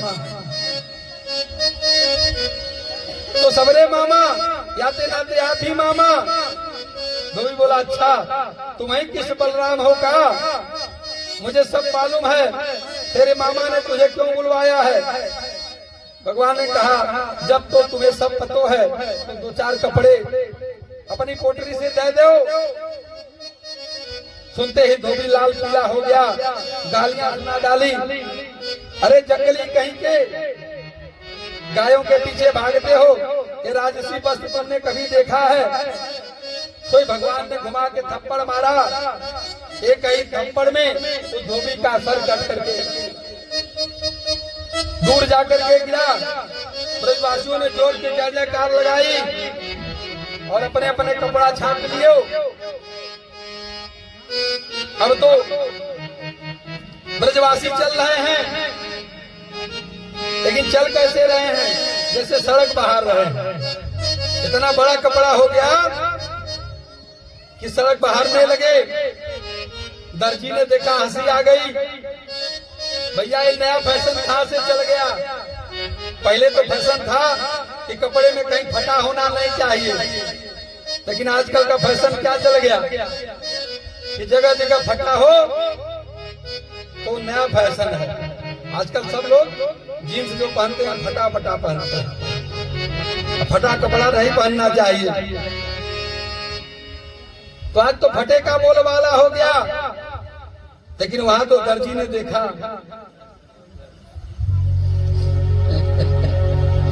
दर्जी ने देखा, बोला आओ आओ सरकार, मेरा सौभाग्य है, आपके कपड़े बढ़िया कर दें, ठीक कर दें। भगवान बोले वाह भैया तेरे मुंह में घी शक्कर, जल्दी कर। दर्जी ने सारे कपड़े ठीक कर दिए। भगवान ने पूछे अब बताओ ब्रजवासियों, पहनने में आनंद आ गए हो कि ना? ब्रजवासी बोले अरे कन्हैया आनंद आ गए हो, ये इस पोशाक में तो राजकुमार लागे। भगवान बोले दर्जी तेरा भला हो, तू को इनाम का दई जाए। दर्जी बोला अभी धोबी की दशा देख रहे हैं, इनाम नहीं चाहिए सरकार। तो भगवान प्रसन्न हो गए, बोले जाओ हमारा आशीर्वाद है। तो आजकल आप लोग देख रहे हैं जितने का कपड़ा उससे अधिक सिलाई है। दर्जी माला माल हो रहे हैं। दूल्हे का कपड़ा सिलाई कर दिया, जसवाल जी पर ही रहा, अभी आगे बताएंगे। दूल्हे का कपड़ा अगर सिलना हो तो फिर कहना क्या? कहेंगे भैया दूल्हे का कपड़ा है, सिलाई अलग से और विदाई अलग से, सिलाई अलग से और विदाई अलग से। इस प्रकार से अब भगवान जो है ब्रजवासियों से पूछ रहे हैं। ब्रजवासी बोले कपड़ा तो बढ़िया हो गया, लेकिन माला गले में नहीं पड़ी। तो सुदामा नाम का एक माली रहता था, भगवान उसके घर गए, भगवान को देख करके बड़ा प्रसन्न हो गया और जितनी मालाएं थी सब गले में डाल दिया। अब तो भगवान फिर आगे बढ़े। ब्रजवासी बोले लाला एक कसर और है। बोले अब क्या कसर बाकी है? ब्रजवासियों को जब तक थापक धुआ चंदन ना लग जाए, पूरे चेहरे भर चंदन ना लग जाए, तब तक ब्रजवासी आनंद में ना आते हैं। तो देखा, आगे बढ़ा, क्या देखा कि 3 जगह से टेढ़ी कुब्जा चंदन का पात्र लिए जा रही है। भगवान ने आवाज लगाई, अरे सुंदरी जी। कुब्जा ने पहली बार सुना सुंदरी जी, बड़ा प्रसन्न हो गई। पीछे घूम करके देखती है माधव की छटा, प्रसन्न हो जाती है। बोलती है आकर के, सरकार आप मोते कछ बही का। भगवान बोले, हाँ सुंदरी, हम आपको बुला रहे हैं। कुब्जा बोलती है, हो भाग्य महाराज। भगवान बोले, पहले तो आप अपना परिचय दो कि आप है कौन। कुब्जा ने परिचय दिया, दास्याम हम सुंदरम कंस सम्मताम त्रिवक्रमा नाम हानुलेप कर्मणि मद भवति भोजपतेरिति प्रियम बिनाम युवान को पुण्य तमस्दरहति। महाराज, मैं कंस की दासी शैरंध्री हूँ। मेरा चंदन पूरे मथुरा में प्रसिद्ध है। महाराज, कंस जो है वो हमारे चंदन की सेवा लेते हैं। भगवान बोले, ये चंदन हमको भी लगा देंगे क्या। कुब्जा ने कहा, अहो भाग्य, जो हमारे सरकार की आज्ञा हो गई। वो बेचारी 3 जगह से टेढ़ी कुब्जा चंदन ले लेके सबको पोतने लगी, माथे पर लेप करने लगी। ब्रजवासी आगे बढ़ने लगे, हाँ देवी जी इधर इतने। देखते देखते सबरो चंदन ब्रजवासियों के माथे पर पोत दिए। आनंद आएगा। गलमच्छा संप्रदाय ब्रजवासियों की अलग पूरा मुंह, जब तक चंदन से ना लिपट जाए तब तक आनंद न आयो। बड़ी खुशबू थी, बड़ा आनंद आए गयो। भगवान बोले, चंदन तो सबरे पोत लियो, कछु लियो दियो ना। दरबार लेके जाती तो कितनो इनाम पाती। तो भगवान बोले, ऐसी बात है तो हम इसको ऐसी कीमती चीज देंगे जो काऊ ने ना दी होगी। भगवान कुब्जा के पास गए और पैर के अंगूठे से उसका अंगूठा दबाया और उसकी थोड़ी से अपनी थोड़ी लगाया। दाऊ जी तो बेचारे मुंह फेर लिए। धन्य हो सरकार, आपको कोई और नहीं मिला। इतनी सुंदर सुंदर स्त्रियां हैं कि कोई और नहीं मिला, ऐसी कुब्जा के लिए परेशान है। अब तो कन्हैया कहते हैं, ध्यान रखियो, सारे ब्रजवासी भी बोले ये वृंदावन ना है। भगवान हंसकर बोले, दाऊ भैया चिंता मत करो। और भगवान ने उधर ग्वाला बोलते हैं, हाँ कन्हैया, ये भी 3 जगह से टेढ़ी और तू भी 3 जगह से टेढ़ा, तो जोड़ी तो बहुत बढ़िया बन रही है। ये भी त्रिभंगी, तू भी त्रिभंगा। इस तरह से हास प्रयास कर रहे थे। इतने में भगवान ने जोर का झटका मारा और जब ही जोर का झटका मारा उसके तीनों कोबड़ गायब हो गए और उसकी जगमगाती दिव्य छटा के साथ वो प्रकट हो गई। इस प्रकार से कुब्जा नाच उठी, पीतांबर पकड़ करके निवेदन किया, प्रभु एक दिन मेरे घर आपको आना होगा। भगवान बोले, अवश्य आएंगे, पहले मामा जी से मिलने। अब जितने व्यापारी थे मथुरा के, जितने व्यापारी बड़े होशियार होते हैं, व्यापारी समझ जाते हैं कि अब किसकी सरकार आने वाली है, और जिसकी सरकार आने वाली है उसके लिए सारी व्यवस्था करने लगते हैं। कृष्ण बलराम को देख करके समझ गए कि अगले महाराज यही हैं। सो सारे सबरे चंदन, लवंग, इलायची, मिठाई, फूल माला सब लेकर के स्वागत कर रहे हैं। और जो है इस प्रकार से भगवान जो है स्वागत सत्कार लेते हुए आगे सभागार में पहुंचे। वहां एक धनुष रखा था जो भगवान परशुराम का था, उस धनुष की ये विशालता थी कि जब से रखा था तब से कोई उसको हिला कर नहीं पाया था। भगवान ने दाऊद जी की तरफ इशारा किया, आज्ञा हो तो उठावें। दाऊद जी ने इशारा कर दिया। जो सैनिक थे बोले दूध के दांत गिरे नहीं, और धनुष उठारे चल दिए। लेकिन भगवान ने ज्यों उठा करके प्रकंचा चढ़ाई कि धड़ाम से धनुष जो है 2 टुकड़ों में टूट गया। वहां कंस बेचारा सिंहासन से गिरते गिरते बचा। सैनिक सब दौड़ पड़े। दोनों लोग आधा टुकड़ा लेकर के आधा आधा टुकड़ा बांट लिए और सैनिकों पर प्रहार करने लगे। सैनिक सब भाग जब मार खाए तो जाकर के कंस के पास बोले, सरकार गजब हो गए हो, आपकी भी गारंटी अब खत्म है। अब गारंटी नहीं है, अब खत्म हो गई गारंटी, क्योंकि धनुष को कोई तोड़ने वाला साधारण नहीं हो सकता। कंस को भी भगवान परशुराम का वचन याद हो गया। अब तो कंस को हर काली चीज कृष्ण दिख रही थी। दाल में जीरा पड़ जाए छौंका हुआ तो लगता था कृष्ण आ गया। थाली फेंक देता था। पानी पीते समय काली छाया जल में आ जाती थी तो पानी फेंक देता था। इतना भयक्रांत हो गया। 24 घंटे भगवान को देख रहा है। अब इस प्रकार से समय रात्रि होने वाली थी, इसलिए भगवान लौट करके विश्राम घाट आए। नंद बाबा बोले, बेटा घुमाए? बोले हाँ बाबा, सब घुमाए। बोले लड़ाई झगड़ा ना कियो? भगवान बोले ना बाबा, चुपचाप आपके पास आकर के सो गए। नंद बाबा के पास, और कृष्ण कंस को नींद कहाँ। इस प्रकार से वो भयंकर स्वप्न देख रहा है। जैसे सवेरा हुआ, नंद बाबा बोले लाला चल। प्रभु बोले बाबा आप चलो, हम बाद में आएंगे। नंद बाबा तो सभागार में चले गए। बाद में दाऊ भैया के साथ गोविंद जैसे ही सभागार में प्रवेश किया तो कुबलिया पीड़ हाथी दरवाजे पर खड़ा था।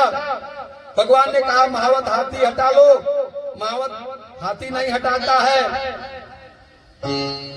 भगवान ने डांटा तो महावत बोला ज्यादा गड़बड़ करेगा तो हाथी तेरे को समाप्त कर देगा। भगवान को गुस्सा आ गई, एक मुष्टिका मारा और सीधा हाथी सहित जो है सब जमलोक को सिधार गए। इस प्रकार से भगवान ने क्या किया कि हाथी के दोनों दांत तोड़ लिए और दोनों दांत लेकर के भगवान जो है कंस का जो सभागार था वहां पर पहुंच गए। अब इस प्रकार से जो भी व्यक्ति भगवान को देखता है, अलग अलग लोगों ने भगवान को देखा, अलग अलग रूप में देखा। तो किसी को भगवान दुश्मन नजर आ रहे हैं, तो किसी को भगवान परम प्रिय नजर आ रहे हैं। और भगवान ने अभी अभी हाथी का दांत उखाड़ा था तो उसमें रक्त लगा था। उस रक्त की बूंदें जत जत गोविंद के श्रीअंग में भी लगी थी। तो भगवान जो है का ये दर्शन जो बड़े बड़े अमलात्मा विमलात्मा संत ने देखा, वो जान गए कि यही परम तत्व है। इस प्रकार से जब वहां पहुंचते हैं भगवान, तो चारों नाम का जो दैत्य था वो कहता है, हे नंद सुनो, हे राम भवंतौ वीर सम्मतौ। कहता है हे नंद के छोरा, बहुत नाम सुना है, चला दो हाथ कर। हमारे महाराज कंस पहलवानी के बड़े शौकीन हैं और हमारा कर्तव्य होता है कि भगवान कंस महाराज का मनोरंजन करें। भगवान ने बोला थोड़ी बहुत शर्म बची है कि बेच खाई है।